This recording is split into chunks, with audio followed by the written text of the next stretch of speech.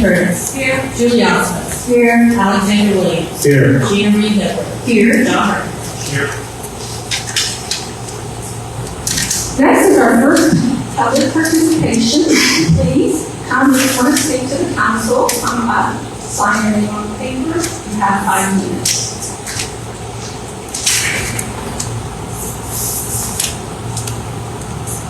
Oh, it doesn't look like we have anybody today, so let's go ahead and do a consent agenda. Item A, motion to approve the minutes of the August 7th, 2023 regular session. Do I hear a motion to approve the minutes? So moved. Second. All in favor? Aye. All opposed? 5 in favor. Next is appointments. Shelley. This is the night that we will do the reappointment for Scotty Massey to the Board of Adjustment. The Board of Adjustment didn't meet and recommended his reappointment. He filled out the paperwork, his packet. So if you guys are ready to do that, Are there any discussion? All right, then let's go ahead.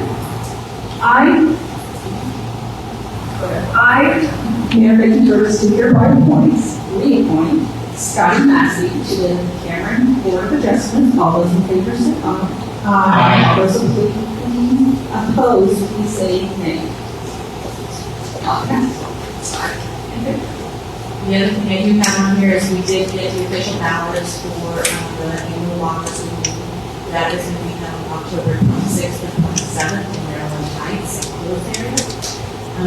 There will be a ballot that goes out in the next employee payroll for the employees who pick their candidate, and the employees candidate will be one of the elected officials.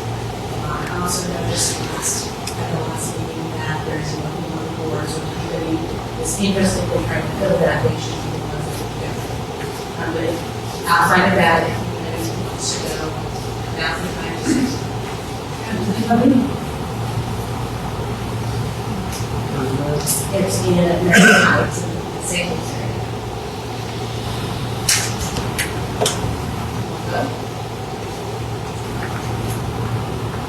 With all that numbers? Okay. So, Mayor, if you would go attend the appointment that John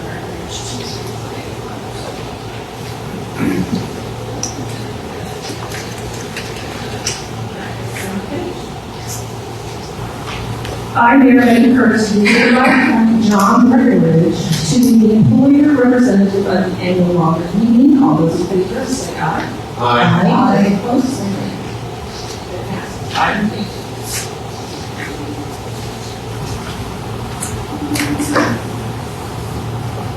All right, we're ready for our city manager report. Steve? Thank you very much, Mayor. I just have a couple of quick items on here. First of all, I talked to the president of the Historical Preservation Society, and they would welcome the opportunity to come and talk about the First Street buildings. They're actively working on grants now, and more they can talk about that, they're happy to. The second thing is Tad Wilson and I went out with a specialist from DNR to look at our Cameron landfill north of town. I did not even know we had one north of town, but it's been closed down, I guess, for many years. And we have to do an inspection every 5 years. And so we did that, and everything seemed to go fine. We drove around it, and it was picked up truck over the top of all of those files, and they said everything looked fine, so we should be getting a good report after this. One item that was off the list that we need to know we have on the list. Well, I'm just a curious soul. Okay, north of town, how many acres is this we're talking about? You know? Oh, I don't know, maybe 5 or 10 acres, Ted, what would you say? How big is the landfill, you think? It's more like 30 acres. I think so. This is maybe more like 30. And it's right next to where we do have an area where we put some brush and trees. Okay, great. And then the next item is we have had a lot of publicity the last few days about Ensign Trace and Highway 36 intersection, and we've been trying to make some safety improvements from that. And the district engineer, Marty Lyles, is here, and our area engineer, Michael Marriott, and he will give us a quick rundown of where we are. So, Marty, if I could actually come up to the podium there. Thank you, Steve, Mayor, Council. I just wanted to come here tonight, I guess, just to kind of inform you. I guess I got some unfortunate news. We've got to make some, some hard decisions. It's not always an easy decision on some of those. But, fortunately, I guess I appreciate that we talked to the city staff and we talked to the community. I appreciate the support that you actually had with that situation. But you realize we've had some increase in traffic crashes at that Ensign Trace and Connecticut Drive. And as we talked about it, we kind of realized that we've got a lot of those type of intersections really throughout the state. They're good, they're safe. There's two of them that as the traffic volumes continue to increase, like we do have on Ensign Trace and Connecticut, it gets harder and harder for individuals to move through it. And unfortunately, in the month of August, the last couple of weeks, we've had 4 crashes in there. One, unfortunately, is 7 individuals to the hospital. So serious injuries, it's not a good minor as well. So on August 17th, we made the decision as a department to close down the median to the Ensign Trace and Connecticut Drive. Now, with that, I will kind of just explain to you as we did before. So this crossover here, as you can see, is closed, so you're not able to use that. Now, as far as McElwain and Ensign Trace, you're still able to make that movement as far as right turns in and right turns out. Each one of those. So motorists that are actually utilizing and want to use Ensign Trace and McElwain Drive can actually still access Highway 36, be a right turn movement into those and out of those. So we are really encouraging the traveling public. In this situation, we've got, fortunately, I guess in the city of Camden, we've got an interchange at 69, that's a total relief there, that they can actually access both sides of Highway 36. So we've actually really encouraged during that closure to allow encourage the biggest drivers to use the interchange system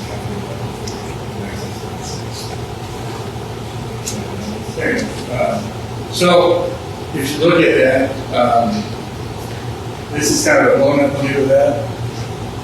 There's, as traffic is coming this direction, they can still get an Ensign Trace. If you're an Ensign Trace, you can still go north on Ensign Trace, come to the 36 and take a right and go eastbound on that.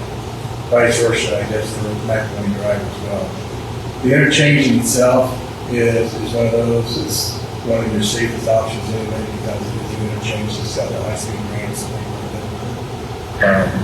So I just wanted to kind of inform you of that. I mean, I know you're aware of it, but I do appreciate you guys' support. We have got traffic barrels and we're not going to say construction zones that barricades along the barrels along the median that's the cross that. Eventually, we'll be trying to look at remove that if you're somewhat aware that that was the break and access of McElwain Drive. I think it was around 2008 or 2000. Any questions for me? Are we going to leave it closed for a long time? Yeah, this would be a permanent closure. The agreement that we actually have with the city of Cameron back in 2008 was we'd allow the break and access to McElwain Drive. But if and when the crash continued to increase like it is today, then we would have to give notice to the city of Cameron that we're going to close that. any improvements that would warrant as far as trying to make that a better location for crossing would be up to the city of Karen. We talked to the city managers and the staff. One of the things that you really got to look at is with the interchange of 69 and Walnut, there's a lot of accesses to get people back and forth. The value of having McElwain Drive, if you've been looking at along Ensign Trace, you still got that right turn movement that they can still access these streets as well. Really, so we've actually put message boards, probably about 6 of them, throughout the city of Cameron, just to give people a fair warning back last Wednesday, we did that. So just trying to give them awareness that this is happening. We closed it down around noon, Wednesday afternoon, and really haven't had any problems with this traffic. So I've been watching it really close. But as you see with the Ensign Trace and that, as we watch some of the crashes that have been happening, we get a lot of comments, from people through the last few years about that. It's just very difficult sometimes as the traffic volumes start increasing. You get more people that are getting in the middle of that, in the median of that, trying to make those decisions when they should move, when it's clear. It's typical, I guess, when you got eastbound and westbound traffic on 36 that is traveling at fairly high rate speed. It's 55 mile per hour for that speed. That we've been talking. We've got the trailers up there from the highway patrol partners there to just try and give people. We've been talking to people at 60 miles an hour. But it's typical. We're getting a lot of distracted driving. And so we had to make the call. But like I say, I appreciate you guys' support. The long-term goal, of course, is to complete Airport Road down to the airport. And we've been trying to get the right of ways to do that, and then put the overpass at Airport Road. Can you put your dot on the map on that? And that would be the ultimate solution. And we are working on that, but that's many millions of dollars and years away that we're working on. And I say that, just I guess on a comment from an department standpoint, that it's a value to get a bigger interchange, but it would actually be further away from the existing interchange of 69. Many times you have interchanges in close proximity, makes it a little bit more difficult to navigate through those safely. So definitely, I think it's a good idea to improve the roads in the future. Any other questions? I will say that we did talk to some of the emergency services and that, and we do have some ideas and thoughts that, one of them is using the 69. There's always the thought of what if something happens on the 69 and the overpass is always going to happen, right? There's always that, as soon as you see it will never happen, it will happen, right? So there are some ideas to try to make maybe some emergency crossovers there, so then we can still allow the emergency services to get on both sides of that. They got the red lights and the blue lights. Right. Thank you much. Okay, thank you, Marty. And that's all I had, Mayor. Thank you. Anybody have any questions for Steve? All right. We have a training passages today. So let's first with our unfinished business. Shelley will now read Bill 2018. Bill 2023-18, an ordinance to the city of Cameron, Missouri to establish a procedure to disclose potential conflicts of interest and substantial interest for certain municipal officials.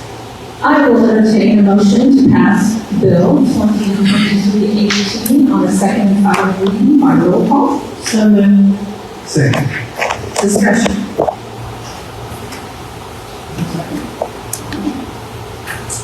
Julie Ellis. Yes. Alexander Williams. Yes. Gina Reed Hitler. Yes. John Burkett. Yes. Becky Brooks. Yes.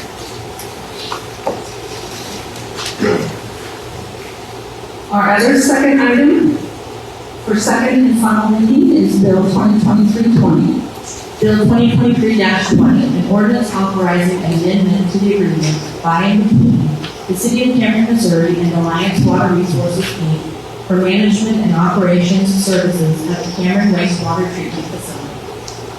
I will entertain a motion to pass Bill 2023-20 on the second and final reading by roll call. Second.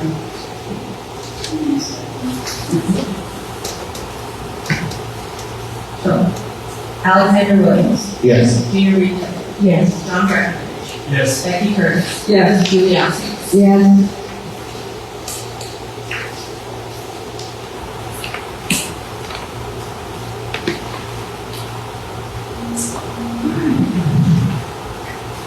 Our new business, the first reading, and Shelley. We are moving resolution 2023-34 up on the agenda to do that first. We have John Mason here tonight from DA Davidson, and he has a long trip with police, so we're going to try to get that here. So, resolution.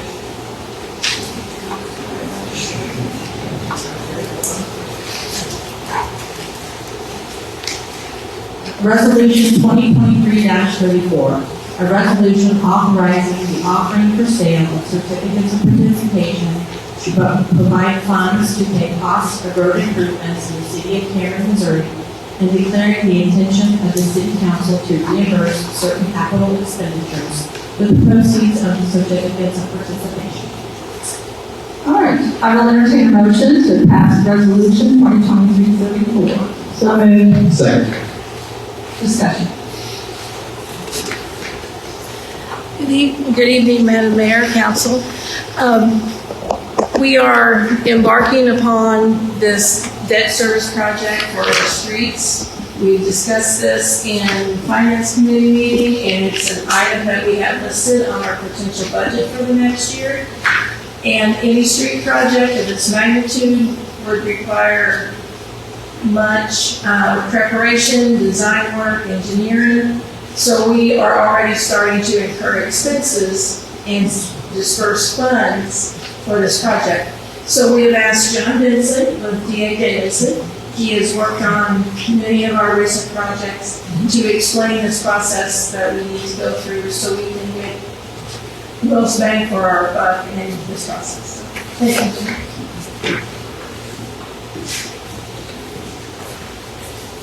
Thank you, Carmen. As she said, I'm John Benson. I'm with DA Davidson.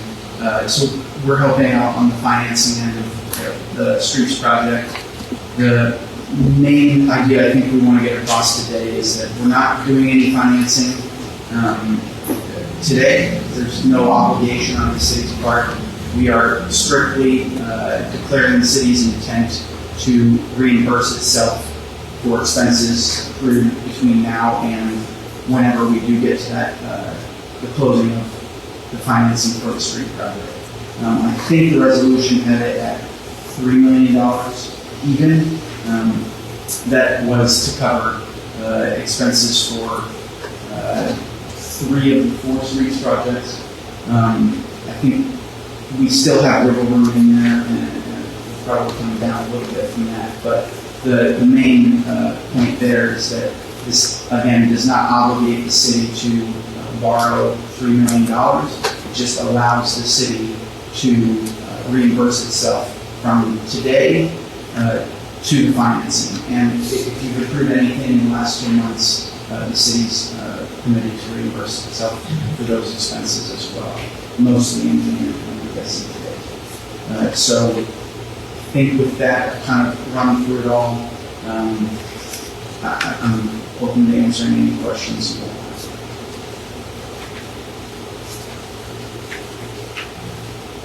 So basically, you're just wanting a resolution that we are on board to reimburse ourselves, and then it allows you to do that for us. Is that what this Correct. This is just I just want normal words. Yeah, it's a formal way to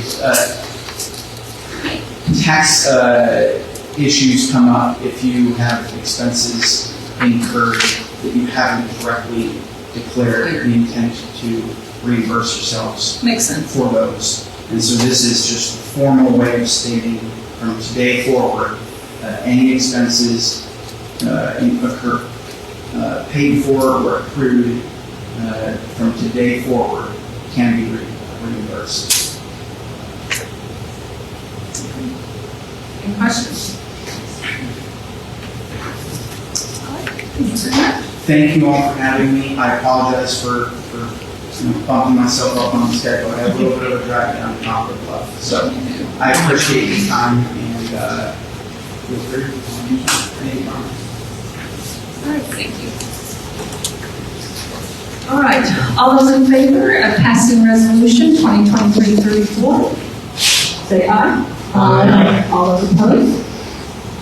5 in favor, 4. 5 in favor, 0.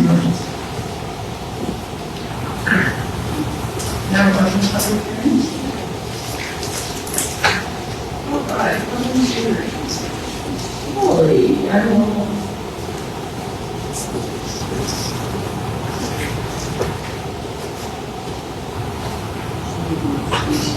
I need to do yeah. Okay. I will entertain a motion to enter a public hearing regarding our budget. 2023 tax levy. 2022 tax levy. So moved. Second. Discussion. And did you put mine on? Public hearings do each have separate signage. This is an annual thing that we must do. The tax levy, I got the numbers back from the state auditor's office. This is the third year in a row that tax levy will remain exactly the same. The total tax levy is 1.1053 percent per $100 valuation. The total tax levy, the total assessed valuations for all 3 counties, those valuations went up just under 3%. So the total valuations increased 2.87%. Our tax levy has stayed the same. So with those two figures, we expect that our revenues from real estate versus property taxes to be down just under 3%. Anybody has any questions? This is a public hearing, and feel free to. Do we need a vote for one public hearing? Did I get it? We made a motion, we didn't. Okay, so sorry. Gina Reed Hill. Yes. John Burton. Yes. Vicki Curtis. Yes. Julie Elson. Yes. Alexander Williams. Yes. James Wilson. No, I my whole discussion, that wasn't necessary. Okay, so if anybody has any questions, please come up and sign in for the public hearing, and I'll try to answer.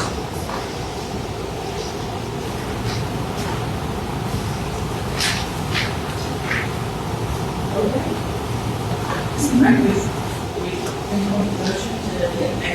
I will entertain a motion to exit the public hearing regarding our levy. So moved. Second. Roll call. John Breckenridge. Yes. Becky Curtis. Yes. Julie Elson. Yes. Alexander Williams. Yes. Gina Reed. Yes.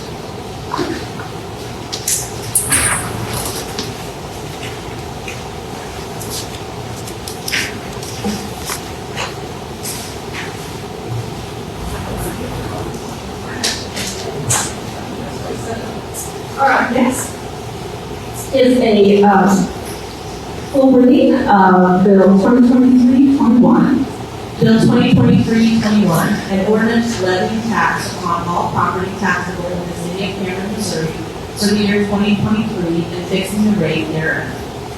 I will entertain a motion to pass Bill 2023-21 on the first reading. So moved. Second. Discussion. I am asking for a full reading. These numbers have to be certified to each county, all 3 counties this week. So I usually don't get the numbers to print in paper that are correct. So what usually gets what goes in the paper for the public hearing are the maximum amounts. We did get the actual amounts a week or so ago. So we know those numbers. It's 1.1053. It stayed the same, but I do have to have a full reading so that I can get this to the council. They have to have it to stay out there on September 1st, and that is.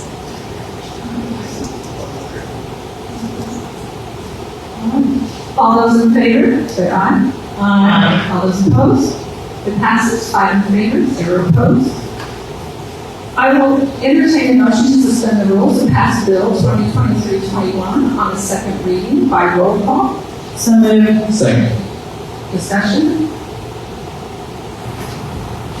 Becky Curtis. Yes. Julie Osmond. Yes. Alexander Williams. Yes. Gina Reed. Yes. John. Yes.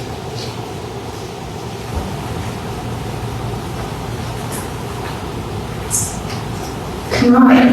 Next is a first reading on Bill 2023-22. Shelley. Bill 2023-22, an ordinance approving the City of Cameron, Missouri budget for the ensuing fiscal year, October 1, 2023 to September 30, 2024. I will entertain a motion to pass Bill 2023-22 on a first reading only. So moved. Second. Discussion.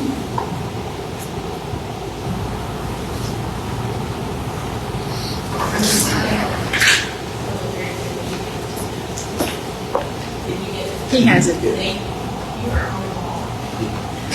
Hello again. So before you is the first reading of the budget for the next fiscal year, which we call that fiscal year 2024.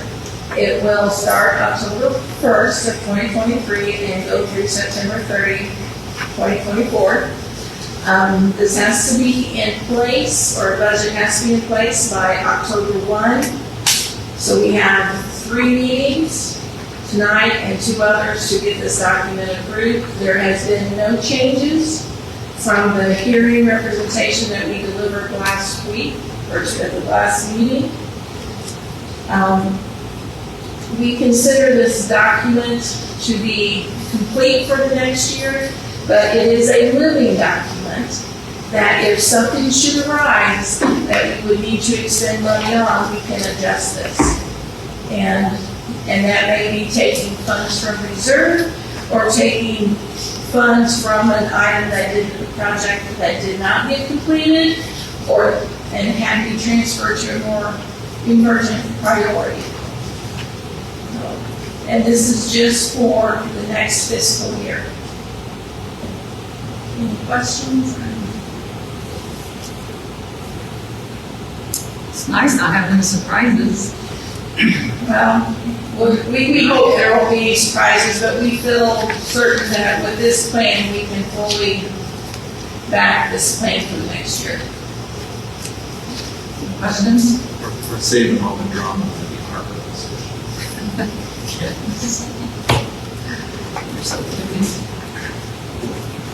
All right. All those in favor? Say aye. Aye. All those opposed, say nay. It passes 5 in favor, 0 opposed.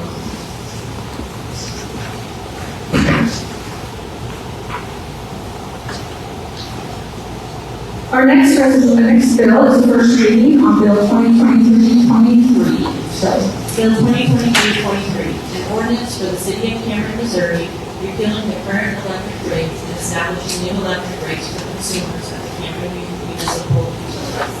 I will entertain a motion to pass Bill 2023-23 on a first reading. So moved. Second. Discussion. Thank you, Ms. Mayor. What you have before you tonight is an ordinance adjusting our current electric rates here in Cameron. Back earlier this year, we were notified by Platte Clay of an increase in our wholesale costs. After meeting with Platte Clay and going over those rates, it comes out to be a little bit more than 5.5%. So again, these rates would adjust our current rates to meet that increased cost in wholesale power. One thing that we also looked at doing is getting down to 1 rate per kilowatt. So this ordinance also eliminates the all-electric rate that we used to have.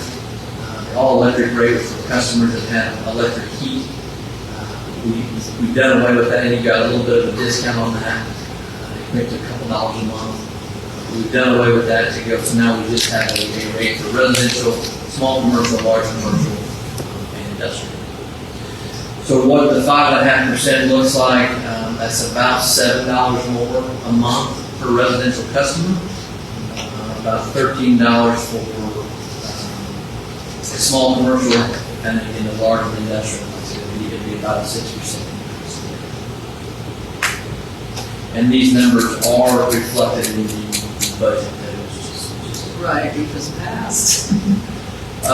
we are continuing to work with HDR. We are working on a rate study. It's been a few years since we've done one, so we are working with them on doing a rate study on both electric and the water and sewer. Since we've had some, and going to have some big changes on the water side as well. Again, we're going to do a rate study for all. Good, that's So a good we'll idea. be working on that this upcoming year. Any questions? All right, thank you, Zach. All your things. All those in favor, say aye. Aye. All those opposed, say nay. Nay. 4 in favor, 1 opposed. It passes. All right, our next bill is Bill 2023-24. Shelley. Bill 2023-24, an ordinance for the city of Cameron, Missouri, repealing the current water rates and establishing new water rates for consumers of the Cameron municipal utilities. I will entertain a motion to pass Bill 2023-24. So moved. Second. Discussion? Thank you, Ms. Mayor. Again, this is a ordinance to adjust our water rates for the upcoming year. We're looking at a 2% increase on our water rates. This is strictly just to cover our costs of doing operation. Again, the cost of material continues to increase. We also, well, it doesn't seem like that long ago, in 2014, 13, 14, and 15, we instituted our AMI system. Again, those meters are guaranteed for 10 years, so we're approaching that time frame when we're going to start changing out meters again. So we're already starting to look at that. Again, this 2% basically just covers our cost of, increased cost of operation. 2% that equates to just a little over $1 for a residential customer. Any questions? All those in favor, say aye. Aye. All those opposed? Passes 5 in favor, 0 opposed.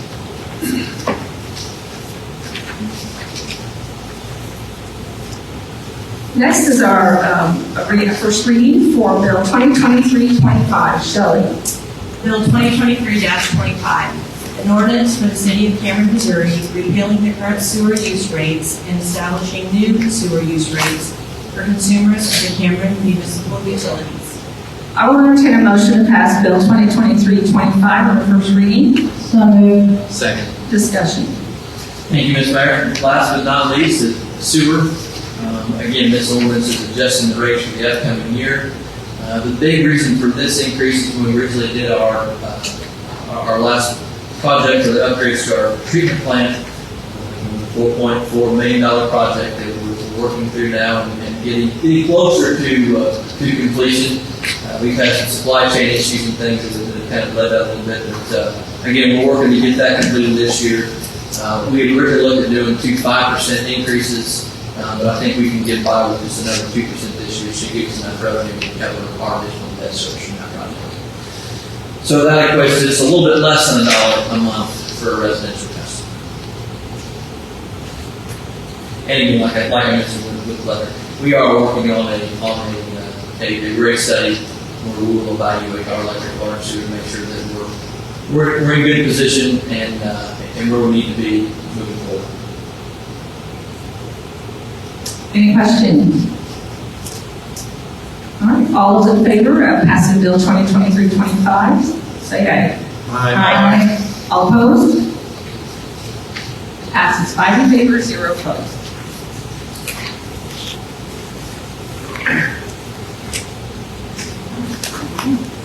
All right, next is Resolution 2023-26. Shelley. Bill 2023-26, an ordinance authorizing the city manager of the city of Cameron, Missouri to enter into an agreement with Turner Construction to complete the Cameron Community Park Phase 2 improvements. I will entertain a motion to pass Bill 2023-26 on first reading. So moved. Second. Discussion. Thank you, Ms. Mayor.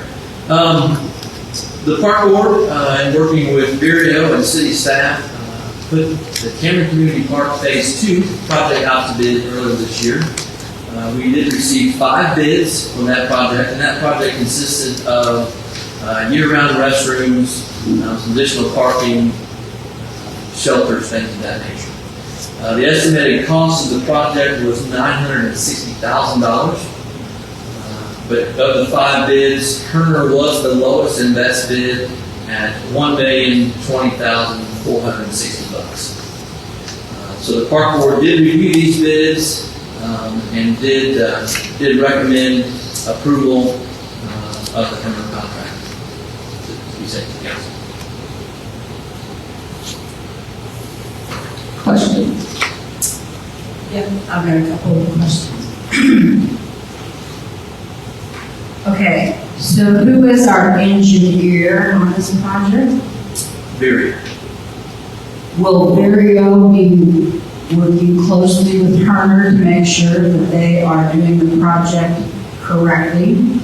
Yes, and I even spoke with Turner today, and we talked about some efforts that we can do on both sides to increase communication throughout the construction process.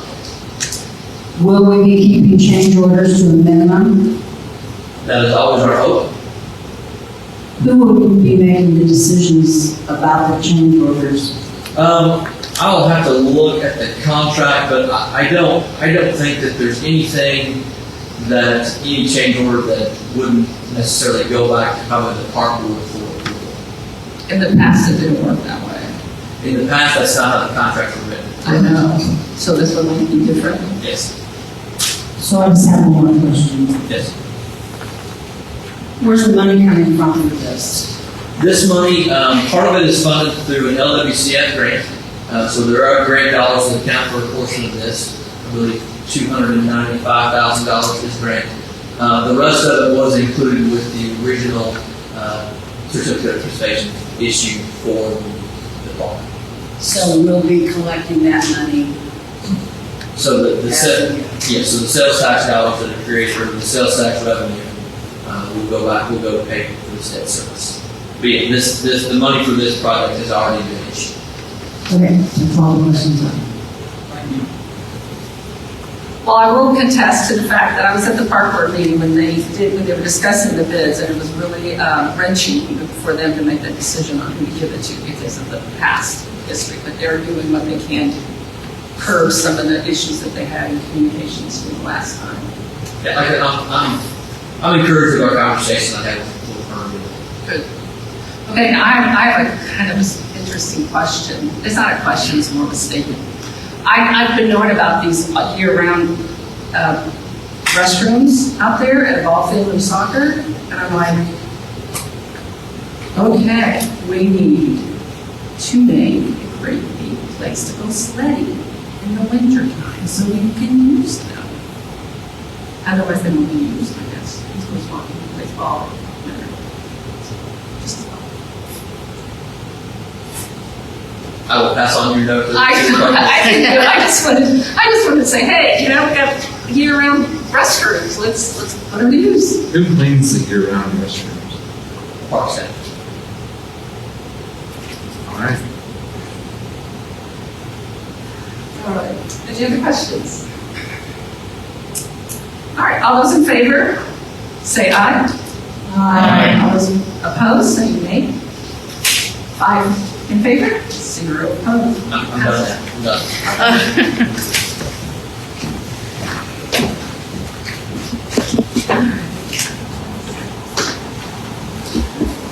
We're getting ready to go to our second public hearing.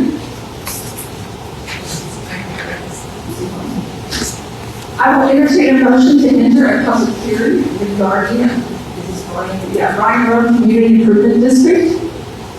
So moved. Second. Roll call. Julie Ellis. Yes. Alexander Williams. Yes. Gina Reed Hitler. Yes. John Breckinridge. Yes. Stacy Burns. Yes. Mayor, members of council, tonight's public hearing regards the proposed establishment of the Bryan Road Community Improvement District.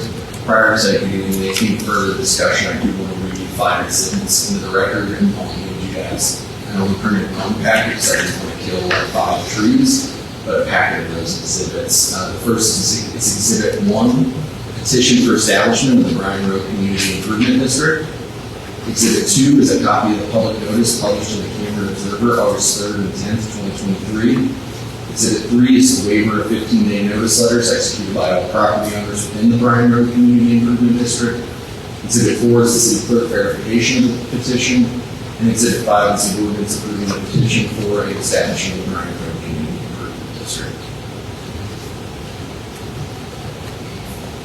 And I would just list those exhibits in my minutes. I don't have to type them all out. Yes, that is Thank you. correct. I appreciate that. So now we've gotten that first thing out of the way, just a little brief information. This hearing again concerns the proposed Bryan Road Community Improvement District. Under Missouri law, specifically the CID Act, city councils can establish community improvement districts following the filing of a petition by property owners within the proposed district, representing 50% of the owners per assessed valuation, 50% of the owners per capita following public notice and a public hearing. The proposed petition in front of you today is signed by 100% of the property owners per assessed valuation and per capita. That would be Meg Partnership and David F. Potter. The proposed CID would fund about $1.4 million in public improvements, and those public improvements would be paid for with a 6% special assessment per night on occupants of a proposed RV park that would be constructed in the area, and then additionally a 1% sales tax on all retail sales made only within this community improvement district. Which the boundaries of this community improvement district, it's kind of hard to describe because there's no road to the north. The northern boundary is essentially the Walmart. And then it goes down to Bryan Road, which is that outer road right there. And then from the church to essentially those hotels, or the hotel or strip mall just to the west. The public improvements that would be constructed include landscaping, entrance and driveway lanes, utility extensions, and site grading. If you guys have seen the property, there is a not insignificant drop-off. The petition was essentially drafted in concert with the property owners, and they executed it and filed it with the city clerk. So if you guys have any questions, I'll stand and we'll come back and talk about the actual ordinance later.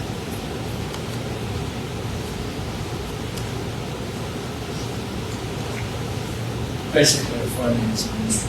Exactly. The Community Improvement District is at its core an infrastructure financing mechanism, and I'll talk about it a little bit now, but I'll talk about it more later. But essentially what happens in the most traditional use of CID in this context, which is a property owner established CID, this one is that the property owner, developer, whatever you want to call them, undertakes the cost. So they do everything.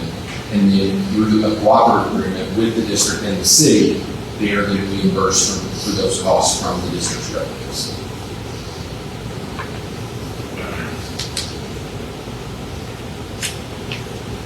Is this going to increase the sales tax at Walmart? No. The Walmart, no current business is currently within the proposed CID. It's the vacant land. Right. So they're going to be selling stuff if they're going to have a retail sale. So, and again, we'll talk about this more in the ordinance portion, but a part of the cooperative agreement is a restriction on people staying for more than 31 days, which was proposed jointly by myself and the attorney representing the developer property owner, because if you do not stay for more than 31 days, then it is a retail sale under Missouri law. So the sales tax would be applicable to the price for renting that site. Similar to how a transient guest in a hotel, if they don't stay for greater than 31 days, they also pay sales tax on the trays. Nobody likes taxes, but it's basically a use tax on the people that use. Exactly. This is, and Harvey, just to clarify, if you do not stay at this RV park or utilize the future development in the area, you will not pay this tax with a special assessment. You buy something at Walmart or Sullivan's or.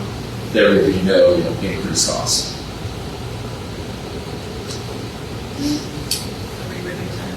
Is there any, well, I want to make sure I sit down just in case somebody does, but are there any other questions for me?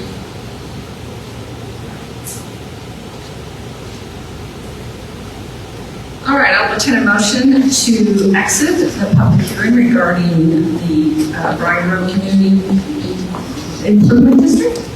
Was there any other comments? Okay.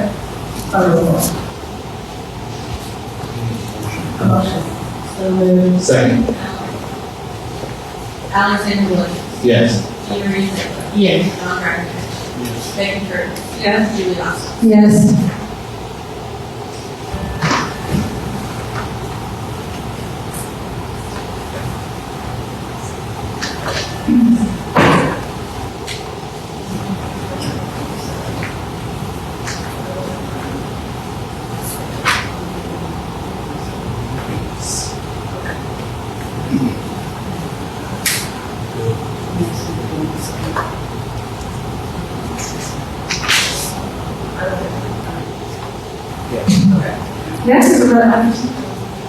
Next is a resolution for Bill 2023-27. So, The first reading. Bill 2023-27, an ordinance approving the petition for the establishment of the Bryan Road Community Improvement District and directing certain city officials to take certain additional actions consistent therewith. I will entertain a motion to pass Bill 2023-27. So moved. Second. Discussion.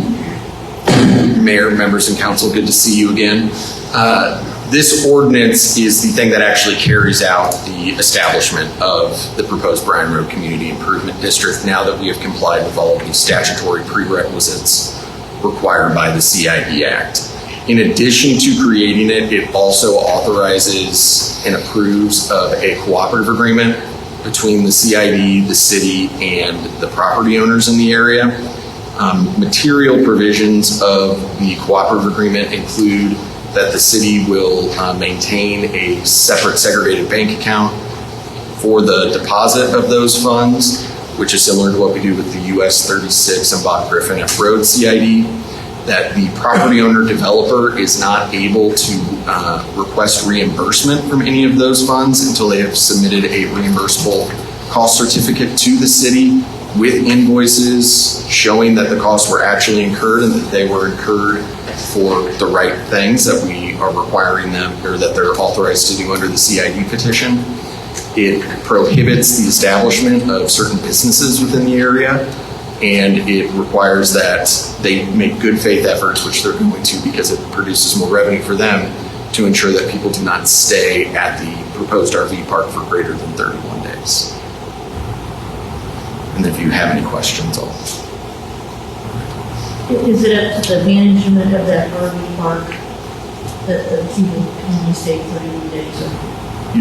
Under the agreement, yes, and that was what they had proposed as well because it does increase revenues, but provisions similar to what's included in the cooperative agreement are common across most cities' zoning ordinances as they relate to hotels and RV parks, basically anywhere that transient guests stay. Because again, hotels and these sorts of establishment RV parks are not built, constructed, or planned for long-term residents unless it's a extended stay style hotel. So it's a typical restriction that is seen either in zoning ordinances or in cooperative agreements relating to the construction of those sorts of businesses. Well, at planning and zoning the other night, that was one of my questions was, we're requiring them to have residential streets. Is that correct? In this establishment, all of the roads, and under your code, all of the roads within are private roads, but constructed to residential standards. And then they have a residential water hookup Yes. and residential electrical hookup. I think that they would be on more than 1 meter, but Zach would have to answer that. Okay. Well, and then they also have a residential style sewer. They Yes. also have one down there that they have.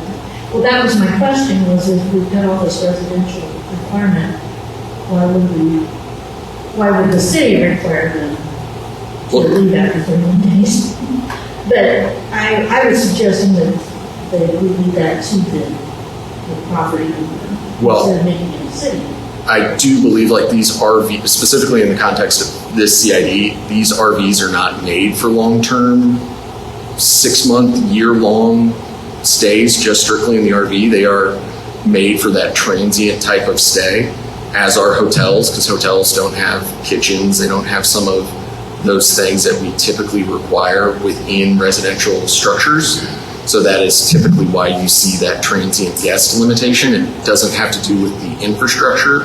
It has to do with the actual constructed product, which in this case, again, is a RV that is on 4 wheels and is intended to be moved around and not stayed in, year round.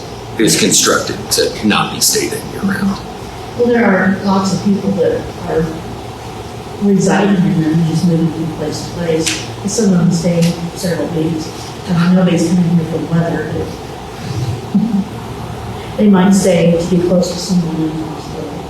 Well, and they could, but in this context, this is specifically something that the property owner wants, because if people stay for longer in the RV park, that means the CID's revenues are decreased, which means they can't get reimbursement for their costs.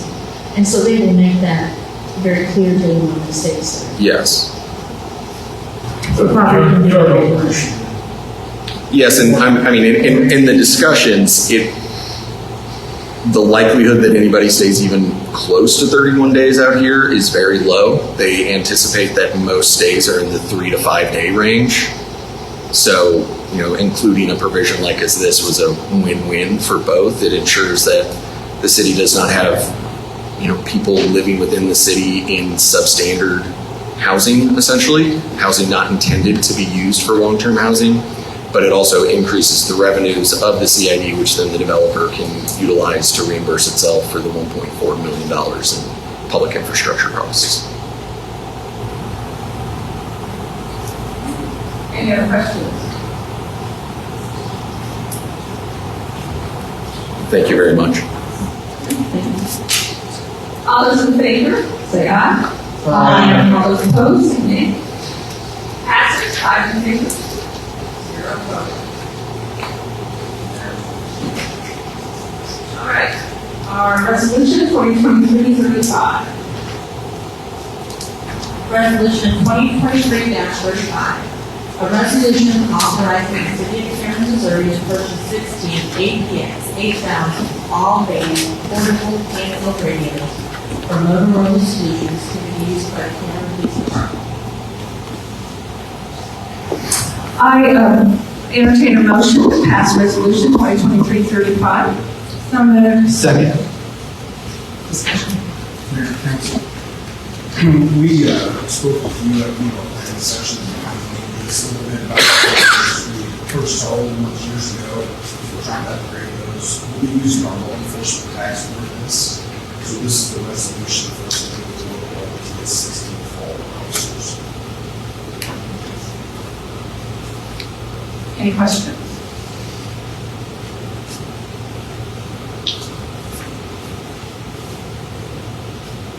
Glad you're getting them. All those in favor, say aye. Aye. All those opposed? Passes, 5 in favor, 0 opposed.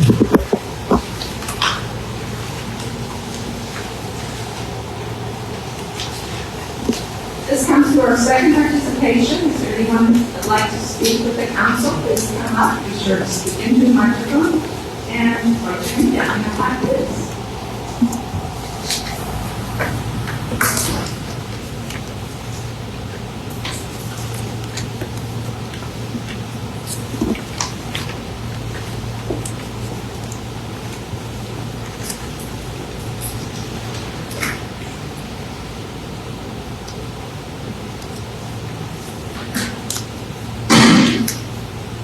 My name is Marjorie Rhodes, 409 Silver Street. I have a question. All of you guys are residents of the city of Cameron, correct?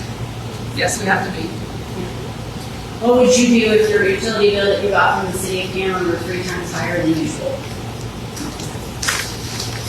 What would you do? Are we allowed to answer these? Because normally we don't have a participation. So I'm just asking that question. The typical rules that the city council has followed is that if an individual contacts the city clerk and is on the agenda for discussion regarding the topic, the city council can participate.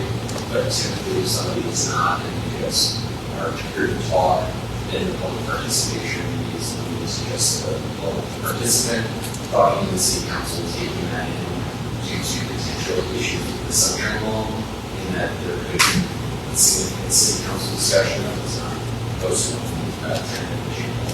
That was very well probably posted on the board prior to. So are you on the agenda? I'm sure I'm not, but I would be. Okay. And in the meantime, I guess I'll propose this thought so you can think about it.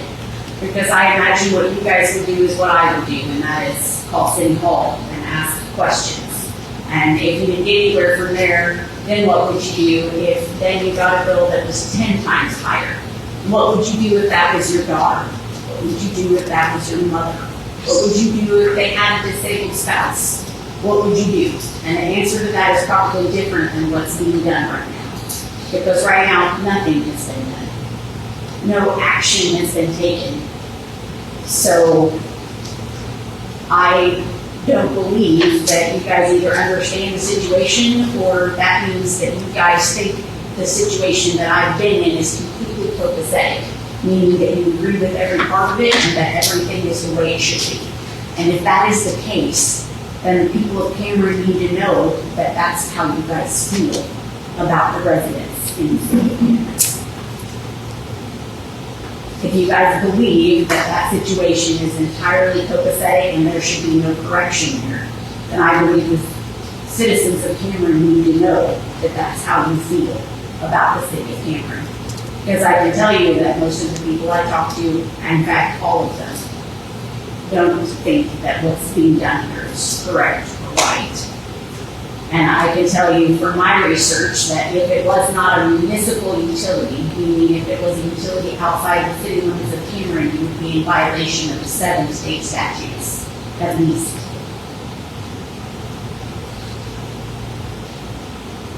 And you guys are the ones that are supposed to protect me from the utility doing that inside the city limits of Cameron.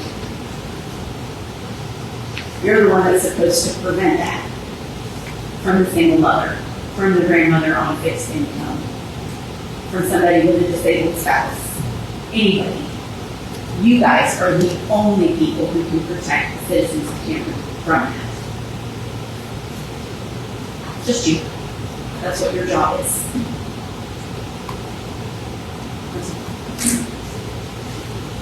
Thank you.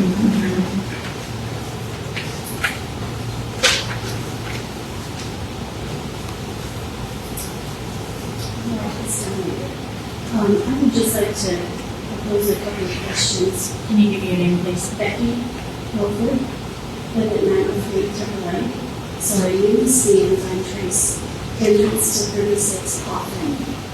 And I'm sorry that the people that are speaking about it are not here anymore because he specifically said that it was a safe intersection. And I agree with him. If you use the street signs as proposed, if you stop at the stop sign, if you yield at the yield sign, there is no reason why accidents should be happening.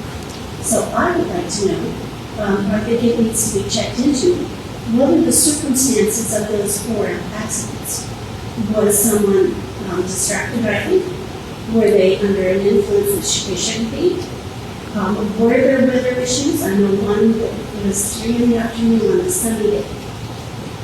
If those accidents are caused by other things, then why are we blocking off that intersection for everybody who lives close by and uses it hundreds of times a week.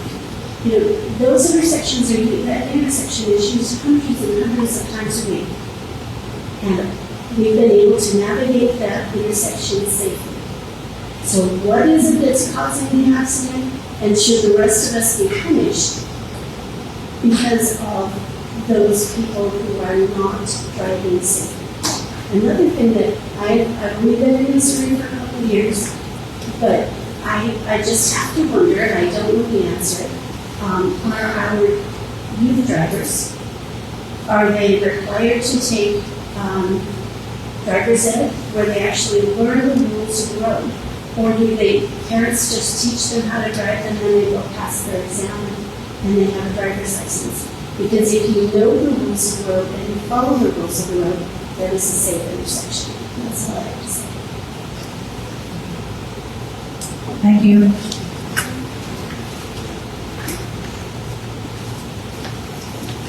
And Mayor, I will get some answers for that, of course. Thank you.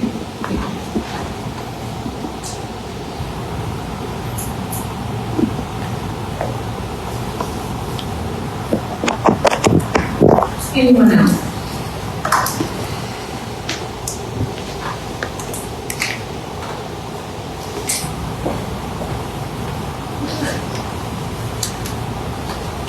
So next is miscellaneous comments from the staff. Anything further? Mr. Watkins of R&W Container, he informed me today that trash collection would start at 5 a.m. due to the extreme heat.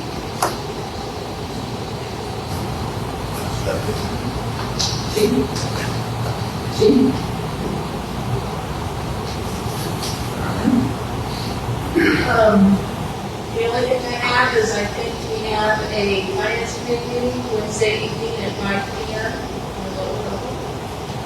So thank you.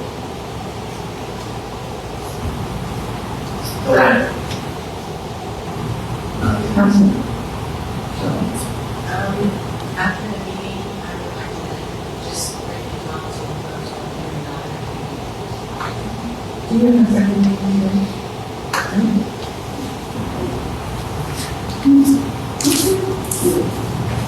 I don't have anything. I learned something new last couple of years. You never drove alone. I learned that this intersection out here, we get financial liability, city liability.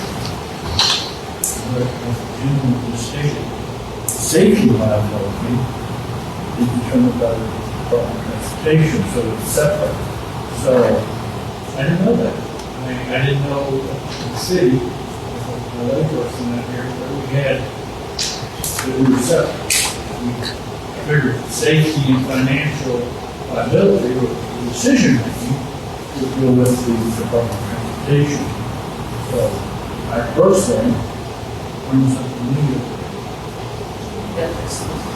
See, I didn't know that. I didn't know that.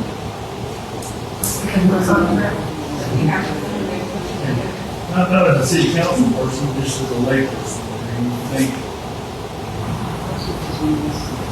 Well, all right.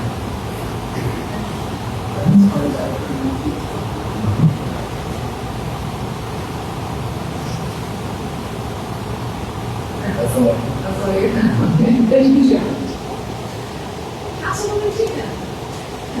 And the heat check on your elderly friends or neighbors' pets. And I know it sounds kind of nosy, but you can say the lack of heat is hard on older people, children, and animals, and older people. So just go ahead and check up on them, make sure they're all right.